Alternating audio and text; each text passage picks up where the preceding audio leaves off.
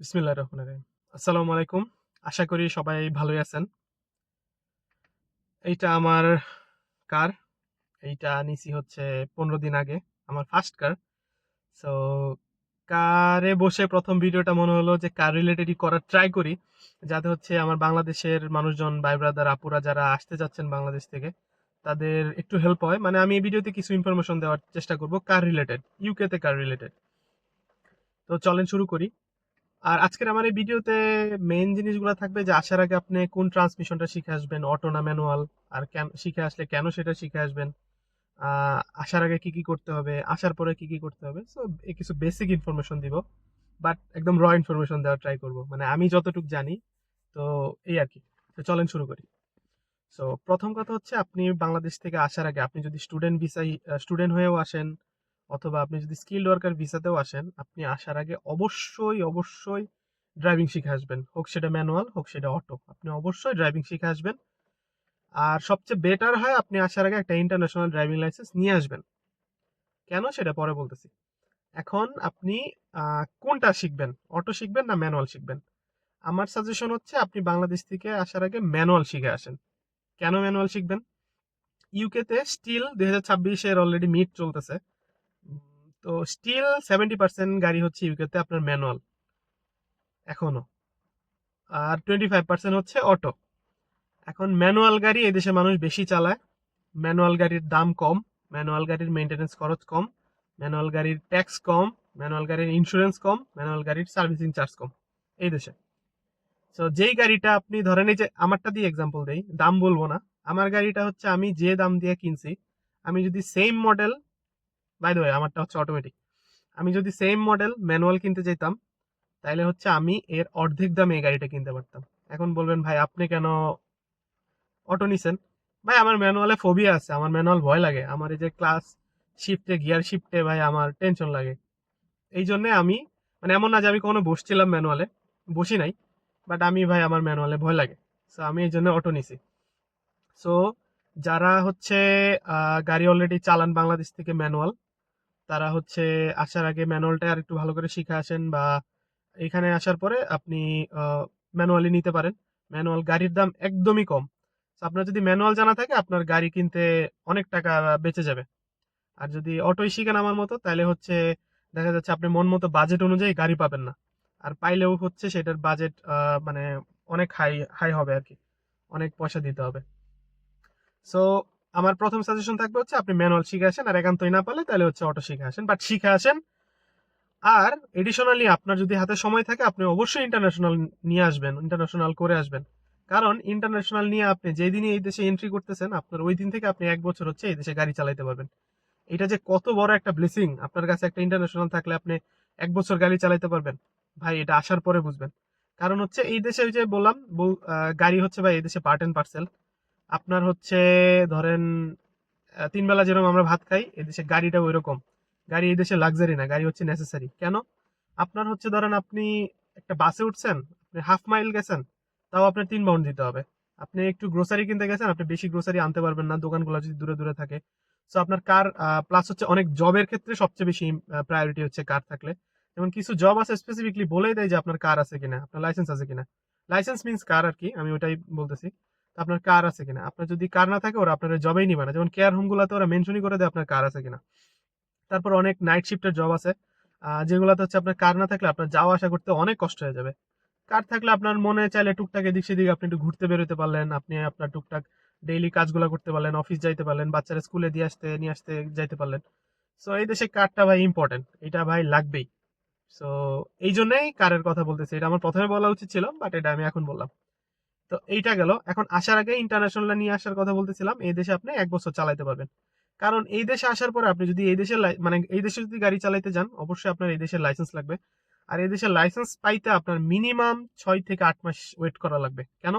প্রথমে হচ্ছে আপনার আসার পরে হচ্ছে আপনার প্রফেশনাল ড্রাইভিং লাইসেন্সের জন্য অ্যাপ্লাই করা লাগবে, এটা 34 পাউন্ড দিয়ে।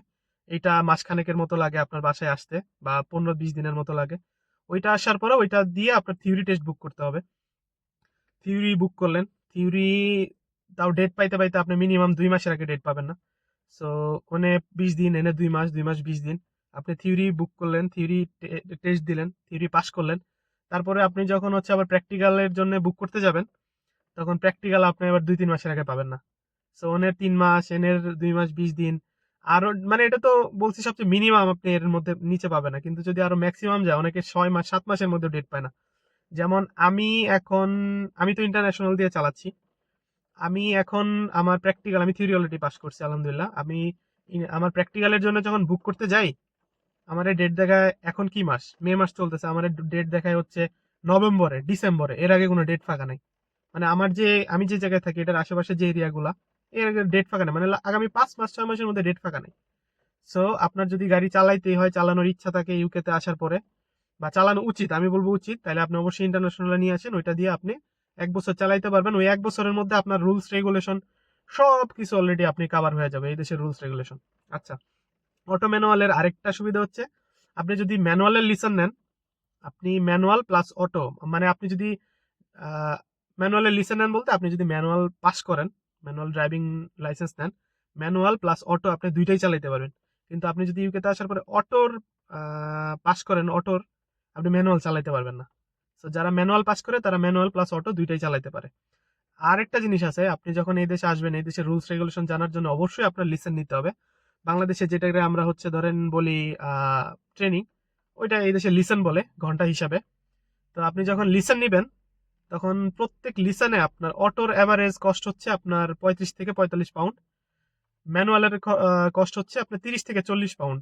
এখানেও আপনার ম্যানুয়ালে খরচ কম। আমি জানি না, আমি এটার লজিক বুঝি না। ম্যানুয়াল আপনার চালাইতে কমপ্লেক্স, আপনার ক্লাচ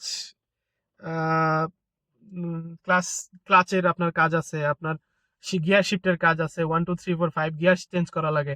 কিন্তু তারপরে ম্যানুয়াল শিখাইতে এরা কম টাকা নেয়, অটো শিখাইতে বেশি টাকা নেয়, যেন কম্পারেটিভলি অটো চালানো একদমই ইজি। তো আমি এই লজিক বুঝি না। তো এই জায়গাতেও আপনি বেনিফিটেড হবেন আপনি যদি ম্যানুয়াল শিখে আসেন। সো আপনি আসার আগে অবশ্যই ইউকে লাইসেন্স, ইন্টারন্যাশনাল লাইসেন্স নিয়ে আসবেন। আসার পরে ওইটা দিয়ে আপনি 1 বছর চালালে আপনার হাত এমনি ক্লিয়ার হয়ে যাবে। তখন আপনার ম্যাক্সিমাম 8-10টা লিসন নিলেই জাস্ট একটু, মানে তখন আপনার এত লিসনও লাগবে না। আপনি তো অলরেডি রোড ঘাটের সম্পর্কে সবকিছু জানেনই। জাস্ট 4-5টা লিসন নিবেন একদম এক্সাক্ট পিন পয়েন্টে, আপনার হচ্ছে রুলস রেগুলেশন গুলো জানার জন্য। তারপর আপনি এক্সাম দিয়ে দিতে পারবেন। আর আপনি যদি কোনো লাইসেন্স নয় না নিয়ে আসলেন, আপনি যদি চালানোও না জানেন, আপনার এই দেশে একদম জিরো থেকে শুরু করতে হবে। তো আপনার যদি ধরেন 30টা 40টা লেসনও লাগে, তো আমি আমার এক ফ্রেন্ডে চিনি, ও 80টা লেসন নিছে। দোস্ত, আমার যদি ভিডিওটা যদি তুই দেখো, মাইন্ড করিস না, তোর রেফারেন্সটা দিলাম। 80টা লেসন নিছে, বাংলা টাকায় 5.5 লাখ টাকা না 6 লাখ টাকারও লেসনই নিছে। বোঝেন, 45 টাকা পার লেসন, 80টা লেসন। পরে আলহামদুলিল্লাহ ও পাস করছে। তো ও একদম জিরো থেকে শিখছে। ওর ভয় ছিল কার নিয়ে, বাট ও জিরো থেকে শিখছে। বাট চিন্তা করেন, আপনার আমার যদি জিরো থেকে শিখা লাগে, 80টা লেসন, মানে বুঝেন 5.5 লাখ লাখ টাকা 6 লাখ টাকা আপনি কি গাড়ি শেখার পিছনে দিবেন? বাংলাদেশে 8,000 টাকা 10,000 টাকা। আমি আর আমার ওয়াইফ শিখছি দুইজনে 14,000 টাকার, মানে একজনের 7,000 টাকা করে পড়ছে। তো আপনি ভাই বাংলাদেশ থেকে আসার আগে ম্যানুয়াল যদি না পারেন, আপনি অটোই শিখে আসেন, কিন্তু শিখে আসেন। আসলে এই দেশে আপনার লেসন কম লাগবে, কারণ আপনার 1 ঘন্টা লেসন নিতে যদি 40 পাউন্ড লাগে, আপনার 3 ঘন্টা কাজ করে যে টাকা পাবেন, আপনার 1 ঘন্টা আপনি আপনার ইনস্ট্রাক্টরে দিবেন এই লেসন নিতে যায়। সো আপনি বাংলাদেশ থেকে অবশ্যই চালান, যদি আপনার 10 দিনও সময় থাকে, আপনি অবশ্যই চালানো শিখে আসেন। এটা মিস করিয়েন না। আপনার ধরেন 10 দিন আছে, আপনি 5 দিন সময় দেন ড্রাইভিং এ, দিয়ে আপনি চালানো শিখে আসেন। অ্যাটলিস্ট বেসিক জিনিসগুলো শিখে আসেন। আসলে এই দেশে আপনার গাড়ি নিতে খুবই ইজি হয়ে যাবে। তো বেসিক জিনিস সেটাই। বাংলাদেশ থেকে আসলেন, আসার পরে আপনি একটু রুলস রেগুলেশন গুলা জানার পরে আপনি গাড়ি নিয়ে চালাইতে পারবেন। তবে এই দেশের রুলস রেগুলেশন ভাই অনেক হার্ড। যেমন আপনি একটু 50, যে রোডে ধরেন 50 স্পিড লিমিট আছে, আপনি 55-তে গেছেন, আপনি হয়তো ভাবছেন 5 মাইলের জন্য কি হবে, হঠাৎ করে দেখলেন আপনার বাসায় হচ্ছে অলরেডি চিঠি চলে আসছে, আপনি জানেনও না। ট্রাফিক পুলিশও নাই। ওই যে বাংলাদেশে রিসেন্টলি দেখতেছেন না, এআই ক্যামেরা, মানুষজন অলরেডি রুলস রেগুলেশন ফলো করে স্টার্ট করতেছে। আর এটা এই দেশে আদিকাল থেকে হয়ে আসতেছে। আপনি একটু স্পিড লিমিট করছেন, ওভার স্পিড করছেন, আপনি কট খেয়ে যাবেন। আপনি একটু স্লো গেছেন, যে রোডে আপনার ধরেন মিনিমাম স্পিড আছে 30, আপনি স্পিড ওই রোডে 20-এ গেছেন, আপনি ধরেন পিছন থেকে কেউ একজন আপনার রেজিস্ট্রেশন নাম্বারের ছবি তুলে, আপনার মানে গাড়ির নাম্বারের ছবি তুলে কমপ্লেন করে দিল, আপনি কট খেয়ে গেলেন, আপনি জরিমানা খেয়ে গেলেন। মানে এই দেশে এত ইয়া। আর রেড লাইট ক্রস করলে তো ভাই ওটার মানে নাই বলি। প্লাস এই যে এই দেশে জায়গায় জায়গায় ক্যামেরাগুলো আছে, সো এগুলারে আপনার ধরার জন্য একদম রেডি হয়ে বসে থাকে যে আপনি কেমনে কি। মানে আপনি একটু ফল করবেন আপনারা ধরবে। আর এই দেশে গাড়ি চালাইতে যে জিনিসটা লাগে হচ্ছে আপনার একটা লাইসেন্স লাগে, প্লাস আপনার হচ্ছে ইন্স্যুরেন্স দিতে হবে, প্লাস গাড়ির একটা রোড ট্যাক্স আছে, এটা দিতে হবে। সো বেসিক্যালি এই ৩ টা জিনিস হইলেই আর গাড়ির একটা এমওটি আছে মানে ফিটনেস টেস্ট। এই দেশে এটা প্রতি ১ বছর পরে করে। এটা করতেই হবে। এটা অনলাইনে যখন আপনার রেজিস্ট্রেশন নাম্বার বলি আমরা, বা বাংলাদেশে যেটা গাড়ির নাম্বার, এটা এখানে রেজিস্ট্রেশন নাম্বার বলি। এটা দিয়ে সার্চ দিলেই দেখা যাবে কোন গাড়িটার কতদিন পর্যন্ত ফিটনেস অলরেডি করা আছে বা এমওটি টেস্ট করা আছে। ওই ১ বছর পরে আবার যায় এমওটি টেস্ট করাইতে হবে। এমওটি টেস্ট লাগবে, গাড়ির ইন্স্যুরেন্স লাগবে, গাড়ির রোড ট্যাক্স দেওয়া থাকবে। এই বেসিক ৩ টা জিনিস থাকলে আপনি গাড়ি নিয়ে রাস্তায় নামতে পারেন। সো এগুলো ইউকে তে আসার পরে আপনি আস্তে, আস্তে স্লোলি গ্র্যাজুয়ালি বুঝে যাবেন। এটা নিয়ে পেইন না। তো আজকের ভিডিওর মেইন যে ইম্পোর্টেন্ট জিনিসটা ছিল, আসার আগে আপনি অবশ্যই গাড়ি চালানো শিখে আসবেন। পারলে ম্যানুয়াল শিখে আসবেন। ম্যানুয়াল না পারলে অটো শিখে আসবেন। আর অবশ্যই আপনি চেষ্টা করবেন ইন্টারন্যাশনালটা নিয়ে আসতে। কারণ আপনার এই দেশের লাইসেন্স পাইতে, পাইতে মিনিমাম ৭-৮ মাস টাইম লাগবে। এই ৭-৮ মাস টাইম আপনার বসে থাকার মানে যদি মানে বসে থাকতে হবে আপনি যদি ইন্টারন্যাশনাল না নিয়ে আসেন। সো ইন্টারন্যাশনাল নিয়ে আসেন। এই দেশে আরামসে গাড়ি চালান, রুলস রেগুলেশন ফলো করেন। আর কি এই তো বেসিক জিনিস। আরো কারো কিছু যদি জানার থাকে আমারে অবশ্যই মেসেজ দিয়েন। এখানেই মেসেজ দিয়েন না মানে কমেন্ট করেন। তাহলে হচ্ছে আমি ইনশাল্লাহ রিপ্লাই দেওয়ার চেষ্টা করব। আর কি আমার জন্য দোয়া করেন। আমিও নতুন ড্রাইভার। বাংলাদেশ থেকে আসার আগে অল্প কিছুদিন চালায় আসছি। এখানে টুকটাক চালাই। আমার এক্সাম হচ্ছে জুনের ২৬ তারিখ। ড্রাইভিং এর প্র্যাকটিক্যাল টেস্ট। আমি থিওরি আলহামদুলিল্লাহ পাস করছি গত মাসে। সো ফরচুনেটলি একটা আর্লি ডেট পেয়ে গেছি। তো জুনের ২৬ তারিখ পরীক্ষা, বাট আমি মনে হয় না জুনের ২৬ তারিখ পরীক্ষা দিব। আমি একটু ডেটটা পিছায় জুলাইয়ের দিকে নিব। কারণ হাতে আছে আর ১ মাস। এই ১ মাস আমার আমার মানে হবে না। কারণ এই দেশে ক্রিটিক্যাল ভাই গাড়ি চালানো। সহজ না। রাউন্ড অ্যাবাউট থাকে, জাংশন থাকে, বহুত কাবজা বহুত কিছু আছে। তারপরে পার্কিং এর অনেক ইস্যু থাকে। সো দেখি আমি চেষ্টা করব আমার ডেট সোয়াইপ করার। সোয়াইপ করে ১ টা মাস পিছানোর চেষ্টা করতেছি কারো সাথে যদি মেলানো যায়। সো এই আরকি। তো আপনারা সবাই ভালো থাকবেন, সুস্থ থাকবেন। আমার জন্য দোয়া করবেন।